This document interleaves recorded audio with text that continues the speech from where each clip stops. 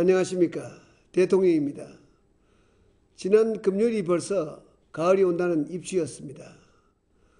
가을을 준비해야 하고 또한 태풍도 대비해야 할 때입니다.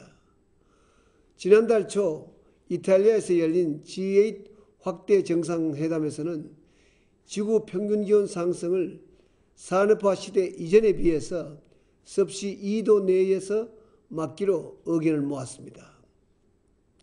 지난 100년간 지구 평균 기온이 0.74도가 올랐는데 특히 우리나라는 지구 평균보다도 2배 이상 올랐습니다.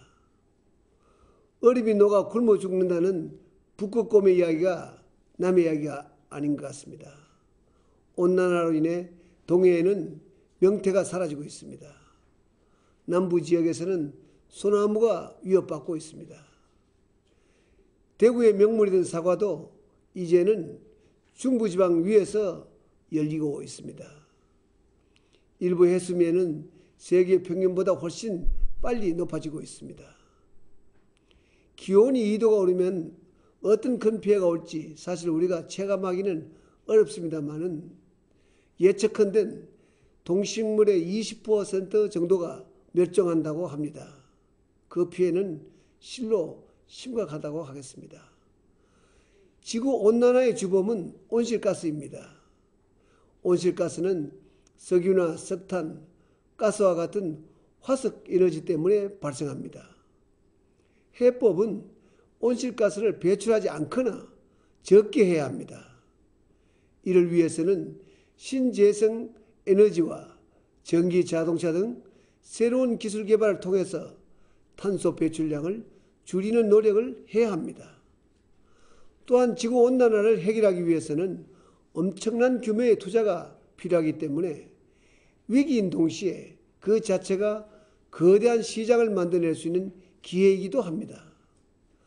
더욱이 온실가스 감축에 국제 기준을 맞추지 못하면 바로 수출의 길이 막히는 일이 벌어질 수 있습니다.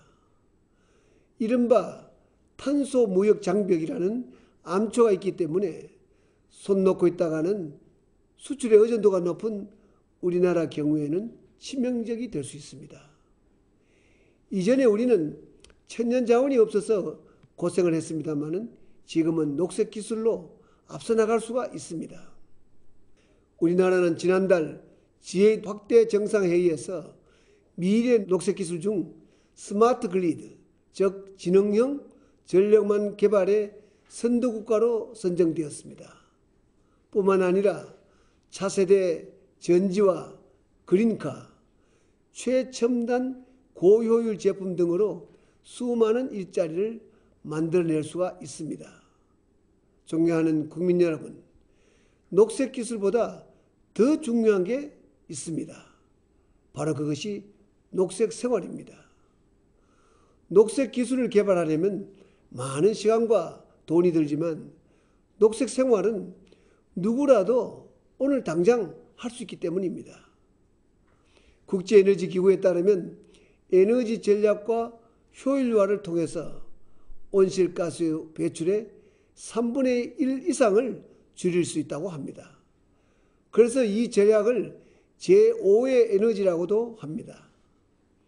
우리나라는 에너지를 사실상 100% 수입하고 있기 때문에 이를 10%만 절약해도 한 해 10조 원 이상을 벌게 됩니다. 하지만 제가 생각하는 절약은 꼭 그런 것만은 아닙니다. 절약은 이웃을 배려하는 가장 인도적인 행위라고 생각합니다. 우리나라 4인 가정에서 한 달간 내뿜는 이산화탄소는 700kg 이상입니다.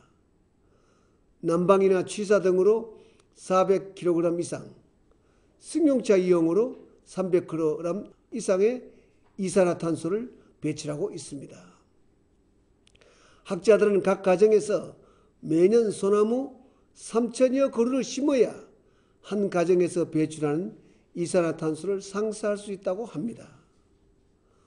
우리가 자동차로 서울에서 부산까지 한번 갔다 오면 CO2가 200kg이나 배출된다고 합니다.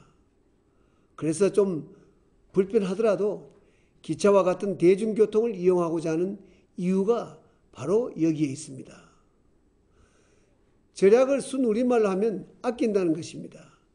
아낀다는 것은 사랑한다는 말과 같습니다. 사람과 하늘과 땅, 나무와 물을 사랑하는 것이 절약이고 저는 그것이 녹색 생활의 가치라고 생각합니다. 예를 들어 우리나라는 분리수거 선진국입니다. 뒤늦게 시작했지만 앞선 나라가 되었습니다.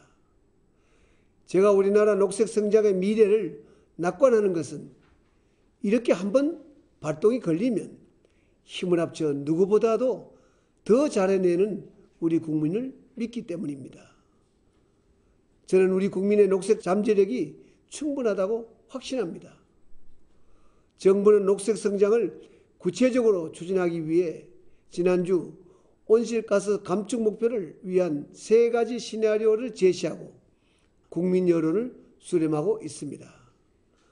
국민과 기업에게 정책 목표를 제시함으로써 우리 스스로가 빨리 변화해서 국제사회의 책임 있는 일원으로 행동하는 동시에 국익도 적극적으로 챙기기 위한 것입니다. 정부는 국민 여러분과 산업계 그리고 시민단체와 충분히 대화를 나누고 의견을 수렴할 것입니다. 국민 여러분의 깊은 관심과 이해를 당부드리고자 합니다. 모두의 건강과 행복을 위해 한 번이라도 더 자가용 승용차보다는 대중교통이나 자전거를 이용하는 한 주가 되기를 바랍니다. 국민 여러분, 감사합니다.